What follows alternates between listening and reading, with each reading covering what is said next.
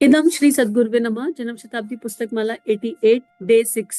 परम पूज्य गुरुदेव वंदे माँ की पहले नाव में बैठे थे, लेकिन प्रोग्रेस हो गई। पहले गुरुदेव ने एक नाव में बैठाया और फिर नाव चलाने वाले वो, और उन्होंने कहा संसार की लहरों की तरफ मत देखना, नाव से बाहर मत देखना बेटा, और नाव से बाहर देखो तो भी मुस्कुराना, लहरें कितनी भी ऊंची हो, पर तुम्हारी नाव चला कौन रहा है? हम चला रहे हैं। ध्यान रखना कि नाव चलाने वाला कौन है। और वहां से लाते लाते गुरुदेव हमें कौन सी धारणा पर ले आए कि अब हम लोग अपने गुरु की गोदी में बैठे हैं, अपनी मातृशक्ति की गोदी में बैठे हैं, अपने इष्ट की गोदी में बैठे हैं। वो हमारा सिर सला रहे हैं और सिर सला रहे हैं और कह रहे हैं कि तुमको भगवान के सारे अनुदान मिलेंगे, पर बिना शर्त अनुदान नहीं मिलते। तुम अपनी सारी शर्तें त्याग दो। हमने भगवान से बहुत सारी डीलिंग्स कर रखी है, बहुत सारी शर्तें कर रखी है, वो सब त्याग दो। और उसके लिए क्या करना है? गुरुदेव हमारी भावनाओं का विस्तार करा रहे हैं। गुरुदेव हमें स्वाध्याय किस तरह से किया जाना चाहिए, इस बारे में गुरुदेव ने बात करी। गुरुदेव उन उमंगों और तरंगों से हमें जोड़ना चाह रहे हैं जो उमंग और तरंग माँ मीरा के मन में थी, जो प्रहलाद के मन में आई, जो ध्रुव के मन में आई, जो नरसिंह मेहता के मन में आई, जो भगत सिंह के मन में आई, जो अहिल्याबाई होलकर के मन में आई, जो विवेकानंद के मन में आई, जो ठाकुर रामकृष्ण परमहंस के मन में आई, जो स्वयं गुरुदेव के मन में आई। इतने सारे नाम है कि इन नामों की कोई लिस्ट नहीं है, लेकिन इन सबके मन में एक तरंग उठी और उस तरंग ने इनसे वो सब करा लिया जो देखने में, सोचने में बहुत कठिन लगता है, जो इम्पॉसिबल लगता है।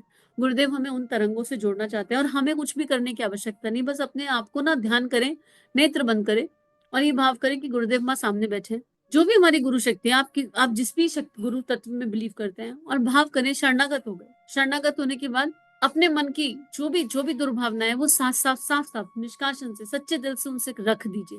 गुरुदेव ये अभी दिखता है और ये मैल है, और कुछ और बाकी तो इतना अंदर मैल होगा जो कई जन्मों का है, जो देखा भी नहीं आज तक, पता भी नहीं कि कितना है। इससे लो नहीं होना, ये दृष्टा भाव में रखना है, ना इससे हीन भावना। ये तो अपने गुरु से साझेदारी चल रही है, एक एक बात साफ साफ। अब जब हम ये रखते हैं तो हम भीतर से खाली हो जाते हैं। जैसे हमने रखा, हमारे अंदर से वो एनर्जीज निकल निकल कर गुरु के चरणों में जाती है और हमारे अंदर एक जगह बन जाती है। और भाव करिए कि गुरुदेव ने सिर पर हाथ रख दिया, माँ ने कमर थपथपाई और कह रही है वेरी गुड, वेरी गुड। तुम्हें ये कहने की शक्ति तो आई।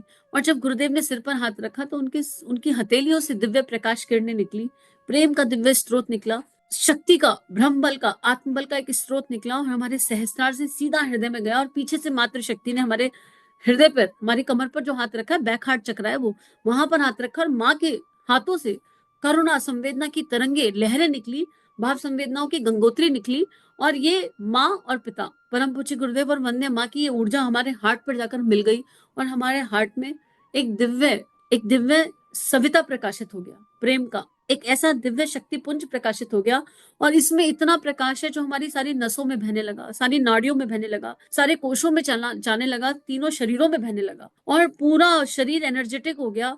और इसमें इतनी शक्ति है कि जन्म जन्म के जो भी अनावश्यक संस्कार है वो अपने आप भस्म हो रहे हैं। लेकिन इसमें एक शक्ति और है, हमारे भीतर कई जन्मों की दिव्यता भी भरी पड़ी है। वो दिव्यता उजागर होने लगी और वो दिव्यता प्रकाशित होकर सतह पर आने लगी।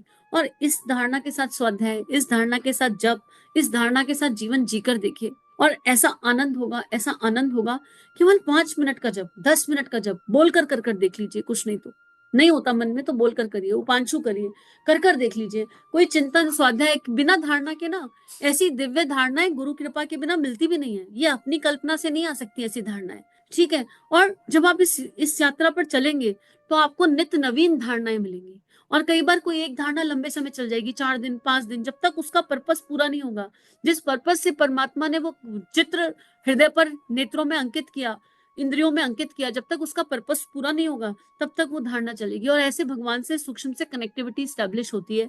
इसको कर देखिए और आज इसी भाव से सुनिए कि जितने भी शब्द कहे जा रहे हैं स्वाध्याय में, जो भी शब्द आ रहे हैं ब्रह्मांड से आ रहे हैं, गुरुदेव के हथेलियों से स्वाध्याय निकल रहा है। और मातृशक्ति स्वाध्याय के बीजों को ना हमारे अंतःकरण पर लिख रही है और यह हमारे अंदर वो परिवर्तन कर रहा है जिस परिवर्तन की आवश्यकता है, जो हम स्वयं से नहीं कर पा रहे। हम सबको सब कुछ पता है कि क्या करने योग्य है, हमसे हो नहीं रहा है ना। तो चाहे हम थोड़ा सुने चाहे ज्यादा सुने, लेकिन जितना सुन रहे हैं वो हमारे कारण शरीरों पर जाकर स्थापित हो रहा है और हमारी चेतना में जो आवश्यक परिवर्तन है वो कर रहा है। उमंगे भीतर से जन्मे, गुरुदेव अभी कह रहे हैं ये उमंगे कहाँ से आएंगी? ये बाहर से नहीं आ सकती बेटा कहीं, क्योंकि बाहर से भक्ति, आस्था, विश्वास, ये सब चीजें मार्केट में नहीं मिलती, इनकी कोई दुकान नहीं है कहीं पर। ये भीतर से आती है। और भक्ति, आस्था और विश्वास, अगर ये हम सबके भीतर बाय डिफॉल्ट है। बाय डिफॉल्ट कैसे है? जब हम छोटे से नन्हे से बच्चे थे तो हमें अपनी माँ पर कितना विश्वास था, हमें अपने पिता पर कितना विश्वास था, तब हमारे लॉजिक नहीं चलते थे ना। हम सहजता से, सरलता से विश्वास करते। अगर हमारी माँ हमें शहद खिलाती और बार बार उसे नीम बताती रहती, तो हम जब तक हमें समाज की समझ नहीं होती, जब तक हमें बड़े होने पर कोई ये बताता नहीं कि ये शहद का टेस्ट मीठा और नीम का कड़वा है, हम शहद को नीम मानकर खाते रहते और खाते रहते। और जब मार्केट में जाते तो कोई कहता कि नीम तो बड़ा कड़वा होता है, तो हम कॉन्ट्राडिक्ट करके कहते हैं नहीं नहीं, नीम तो बहुत मीठा होता है, हम तो बचपन से खाते आ रहे हैं। तो आस्था विश्वास हमारे अंदर बाय डिफॉल्ट है, किसी को बाहर से लाने की जरूरत नहीं। हाँ, ये अंदर छुप गया है गहरी परतों में, ये जो लॉजिकल तार्किक बुद्धि है, पटवारी बुद्धि है। तो इसको जागृत करने के लिए हम संतों का चिंतन करें, हम भक्तों का चिंतन करें, ऋषियों का चिंतन करें, उनके जीवन को पढ़ें, उनकी लेखनी को पढ़ें, उनके जीवन को देखें। जिस भी संत को सुनते हैं या फॉलो करते हैं, खाली उनकी वाणी नहीं सुने, उन्होंने अपने जीवन में क्या किया उस जीवन को झांके, तो हमारा आस्था विश्वास अपने आप बढ़ने लगेगा। मित्रों, उमंगे भीतर से पैदा होती हैं। मित्रों, अगर ये उमंगे हमारे भीतर से पैदा हो तो हमारे जीवन में क्रिया की विशेषता आ जाए। कर्म कांड के साथ जुड़े हुए विचार, विचारों के साथ जुड़ी हुई भावनाएं, कर्म कांड के साथ में जुड़े हुए विचार, विचारों के साथ में जुड़ी हुई भावनाओं और भावनाओं से ओतप्रोत रस विभोर हमारा जीवन आनंद से सरोबार हो जाए, तो उसका परिणाम हमारे जीवन में संत के रूप में सामने आएगा। पता है, ये जो पैराग्राफ है बड़ा महत्वपूर्ण पैराग्राफ है। यहाँ पर कहीं दिमाग की बात नहीं आ रही, कहीं लॉजिक की बात नहीं आ रही, कहीं विधि विधान की बात नहीं आ रही, कहीं कर्मकांड की बात नहीं आ रही। जब इस अवस्था पे मनुष्य जाता है गुरु कृपा से, तो आपको पता है यज्ञ चल रहा होगा, आपने यज्ञ लगाया, आहुति यज्ञ का जो विधि विधान है वो क्या कहता है, वो कहता है पहले षटकर्म होने चाहिए, फिर ये वाली क्रिया होनी चाहिए, फिर वो वाली क्रिया होनी चाहिए, फिर इस मंत्र क्या होती, उस मंत्र क्या होती।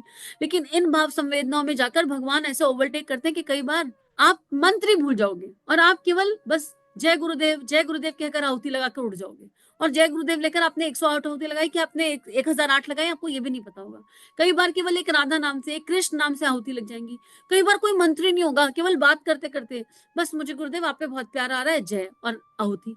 आपको यही नहीं पता होगा कि किस भाव संवेदना में जाकर यज्ञ हो रहा है। पर सच्ची यकीन करो, इस ये जो यज्ञ की एनर्जी होती है ना, इस तरह की जो यज्ञ या पूजा या इस तरह की जो भी हम काम कर रहे हो क्रिया, इसकी जो एनर्जी निकल कर आती है ना, वो पूरे वातावरण को आनंदित कर देती है।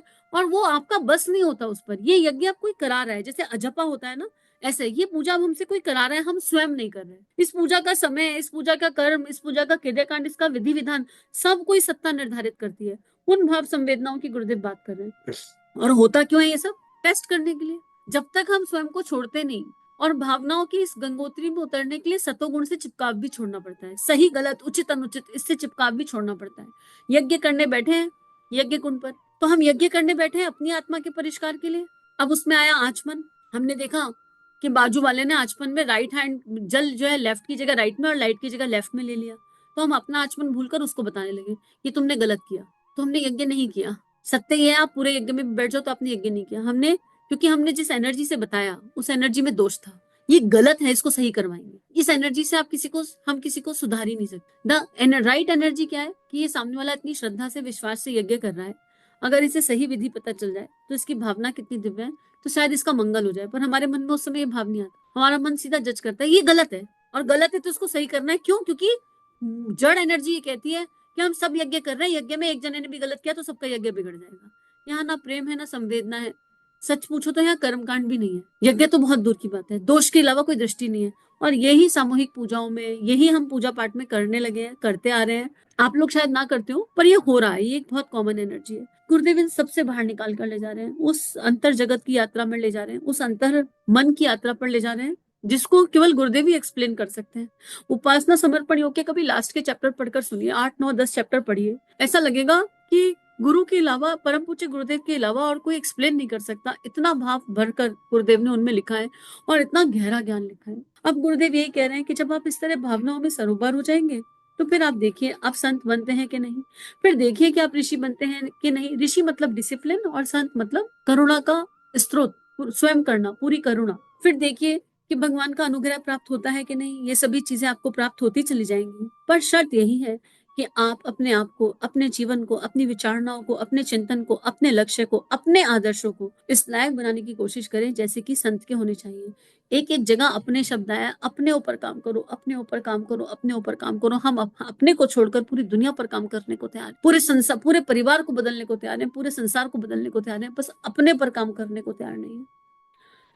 जैसे कि उपासना करने वाले के लिए होना चाहिए। अगर आप थोड़े बहुत कदम उठाने के लिए तैयार हैं तो यह आपका सौभाग्य है। लोग तो तलाशते करते फिरते हैं कि कोई ऐसी शक्ति हमें मिल जाए जो इस विषय में पारंगत हो। बेटे, हम आप अपनी बात तो नहीं कहते, किंतु हमारे गुरु पारंगत हैं। आप भी ये कह सकते हैं कि वे पारंगत हैं। उनकी हम जमानत दे सकते हैं और कह सकते हैं कि आपकी सहायता हम कर सकते हैं। आप सोचो, परम पूज्य गुरुदेव 24 लाख के 24 गायत्री अनुष्ठान, सूक्ष्मीकरण की साधना, सारे संयम जीने के बाद, 3200 किताब लिखने के बाद ये कह रहे हैं कि हम अपने आप को पारंगत नहीं मानते। हम ये नहीं कह सकते कि हम पारंगत हैं। और हम क्या करते हैं, जरा सा कुछ ज्ञान मिला और अपने आप को उसमें सिद्ध मानने लगते हैं। कितना डिफरेंस ऑफ एनर्जी है, कितना डिफरेंस ऑफ एनर्जी है कि परम पूज्य गुरुदेव यहाँ दादा गुरुदेव का रेफरेंस दे रहे हैं। कह रहे हैं कि हमारा को तो पता नहीं हम पारंगत हैं कि नहीं, पर हमारे गुरु जी हैं, उनकी जमानत हम दे सकते हैं, दादा गुरुदेव की। राइट। और हम क्या करते हैं, 3200 किताबों का लेखक अपने आप को पारंगत नहीं मान रहा और हम 32 किताबें पढ़ के अपने आप को सिद्ध योगी ज्ञानी मानने लगते हैं। और ऐसे में हम जाने अनजाने अपनी साथी आत्माओं को नीचा दिखाते हैं। हम अपनी साथी आत्माओं को डिमोटिवेट कर देते हैं कई बार। मान लीजिए आपसे किसी साथी आत्मा ने बात करी, ठीक है, उनके पास कोई प्रश्न है, कुछ बात है, और हमारे पास स्वाध्याय है या हमारे पास ज्ञान है। स्वाध्याय is not the right term here. हमने किताबों से ज्ञान अर्जित कर रखा है, जिया एक नहीं। हम उस ज्ञान से कई बार सामने वाले के नाजुक दिल पर चोट पहुंचा देते हैं। कई बार उन्हें हमारे ज्ञान का अहंकार कई बार बहुत दिलों को चोट पहुंचा देता है। और जो गुरु 3200 किताबें लिख गया, वो अहंकार नहीं कर रहा, वो अपने आप को पारंगत नहीं बता रहा। कितना कितना डिफरेंस है। यही स्वाध्याय का अर्थ है कि एक एक लाइन से कुछ निकल कर आता है, और जो निकल कर आ रहा है उसको अनुभव अनुभूति के स्तर पर ले जाने की आवश्यकता है। तो अगर गुरुदेव दादा गुरुदेव का रेफरेंस दे रहे हैं तो हम तो अपने अपने बारे में सोच भी नहीं सकते। हमारी तो फिर हम कितना कितना बड़ा गैप है जिसको फिल करने की आवश्यकता है। अब किसको कैसे फिल करना है ये तो सबकी इंडिविजुअल जर्नी है, क्योंकि ये स्वाध्याय है। पर पहले हमें अपने अंदर देखना है।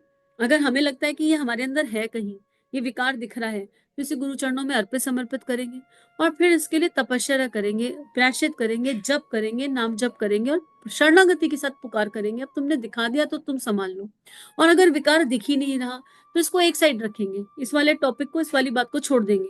और एक अवस्था और आती है कि भगवान अगर आपने मुझे ये सुनवाया है या मुझे पढ़वाया है तो जाने अनजाने कहीं भीतर हो, क्या पता हमें दिख ना रहा हो। अपनी दृष्टि भीतर का मैल देख नहीं पाती, हम इतने निष्पक्ष भाव से स्वयं की जांच नहीं कर पाते हैं। तो भगवान एक काम करो गुरुदेव, हम सब आपके चरणों में रख रहे हैं, हम हमें ही ले लो और अंदर टॉर्च डाल के आप देख लो, है तो निकाल दो, नहीं है तो आपकी मर्जी, जो भी है आपका है, आपके चरणों में। एक ये भी अवस्था है। तो महाराज जी, आप अपने गुरु जी के दर्शन करा दीजिए। आप गुरुदेव दादा गुरुदेव की बात कर रहे हैं तो हमारे जैसे कुछ होंगे जो कह रहे हैं कि आप दादा गुरुदेव के दर्शन करा दो, तो हमारा लॉटरी का टिकट खुल जाएगा। मतलब कहाँ से आते हैं यार। अब की बार गुरु जी, आप जब हिमालय चलेंगे तो हमको भी ले चलना। हाँ बेटे, ले चलेंगे तुझे हिमालय, इसमें कोई दिक्कत नहीं। तो फिर गुरु जी की कृपा मिलेगी, आपके गुरु जी की, दादा गुरुदेव की कृपा मिल जाएगी। नहीं बेटे, कृपा तो नहीं मिल सकती।